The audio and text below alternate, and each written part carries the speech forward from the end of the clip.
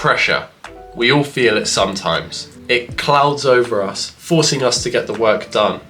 And sometimes it crumbles in on us and it feels like it's too much until suddenly we can't take it anymore. It's like a kettle reaching its boiling point and it's screeching and it's getting worse, and then it just eventually reaches a tipping point in which you can't do anymore. This may make you want to procrastinate, or this may make you want to produce more work and feel more happy about yourself and proud of yourself after it's all done. Now, I've made an observation that with our generation, Gen Z, that we feel a pressure to act up, get out, and make money and become something of ourselves.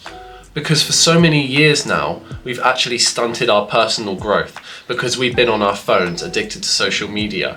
For about 5 years in a row now, especially me. When I got my first phone age 11, it all started, but it only started to get much worse when I was 16, when my restrictions were finally taken off my devices and I was allowed to get whatever I wanted. It turned out that the brilliant gift of the internet of giving us everything we ever wanted, in fact made us feel worse about ourselves. Because when we have everything, we want nothing. It's a sad reality of the internet, a weird law where when you're given so much choice, you can't actually make a single choice. Only once the stock is limited, only once the choice is reduced, are you more likely to choose one to pursue and go ahead in life. This is the realization that Gen Z kids come up with, and they express their thoughts on Reddit and Twitter sometimes. Sometimes they may be like, oh, my childhood was too protected, I didn't go out and play in the woods. While some millennials will be like, oh, my childhood was awesome. In fact, most millennials and Gen Xers started jobs earlier, I reckon, when they were 16 and fresh out of high school.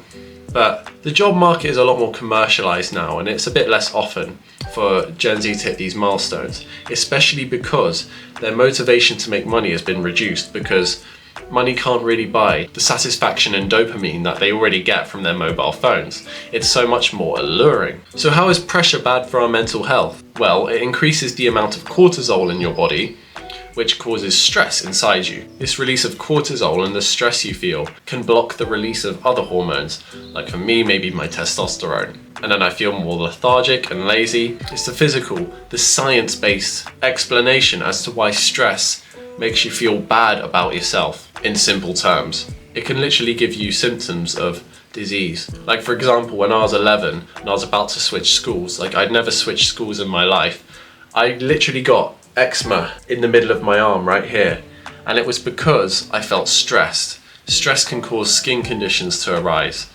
They literally physically manifest in your body and come out that way. It's a stress response. I think we feel pressure and therefore stress because we're able to see the success of others on social media so much. We feel such a rush to grow up. Now, growing up used to be an exciting thing that our parents always used to look up to. Ask them and they were like, oh, it was so nice going through all the stages. Now, since COVID, I think time has just stopped for us and we've kind of skipped the stages since then, especially me. That's how I feel. And we're growing up all of a sudden. We're only realizing it all at once. And maybe if your hormone regulation is a real mix, and it will all come out at one point, making you maybe break down or crumble under the pressure. But I believe we're thinking about it too much. We're young. We have all this time to grow. Ask anyone outside in your neighborhood who grew up in the 2000s or earlier, or someone who's just a few years older than you, to describe the experience that it's not a rush, it's just a slow journey towards your goals. People aged 25 to 30 on this street are still pursuing their goals. Like a neighbor down the street took a few more years of school, then went to art school and is now making some designs. The older sister of someone who went to my old school is still doing agency work like I am now. I'm feeling the pressure to just earn the money, whereas someone 5 years older than me is taking their time, doing their qualifications, and eventually transitioning into a more permanent job. They're 25 and nothing has gone wrong. Maybe I just know too much. Maybe I'm worrying that the biological clock is ticking and ticking and I'm missing all these milestones, and I feel all this pressure to get the stuff done. But a friend who's a lot older told me, and he's a street lifter, that you have all the time in the world to make your money, but not all the time to create a fit, healthy body, which you can pull yourself up on a bar on, and you can feel so proud that you can lift yourself in such awesome ways. And the dopamine you get from that is greater than any other cheap pleasure you could ever get. Now that's a great message to think about. Don't think about the money, just think about everything you can have if you stay on top of your game with all the things that matter in your life.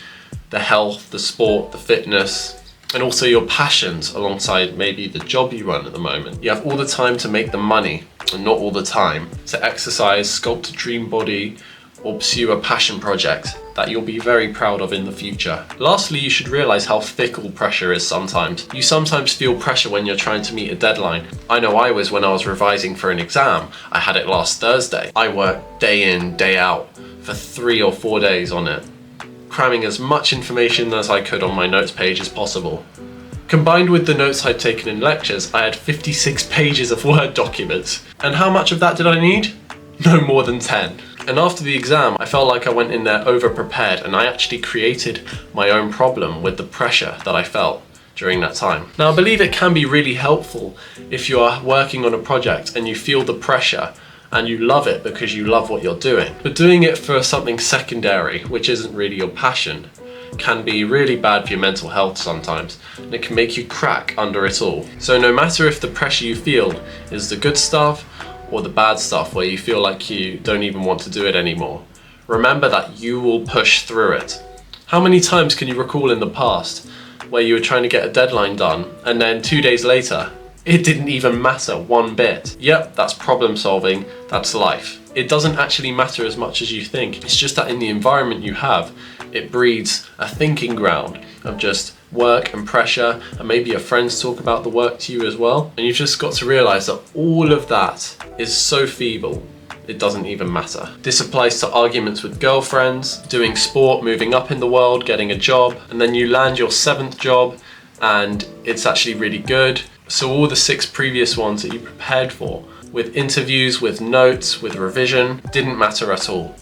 Please always remember that there is light at the end of the tunnel, that you'll complete whatever you're doing, and after the important stuff's done, you can change your mind and do anything, because in this internet world, there's so much opportunity to expand and show your passion, like on YouTube, like on Twitch, like on Reddit. All the resources are available for you to do so. Always remember that. Pressure is just an illusion, and you're falling for it all the time.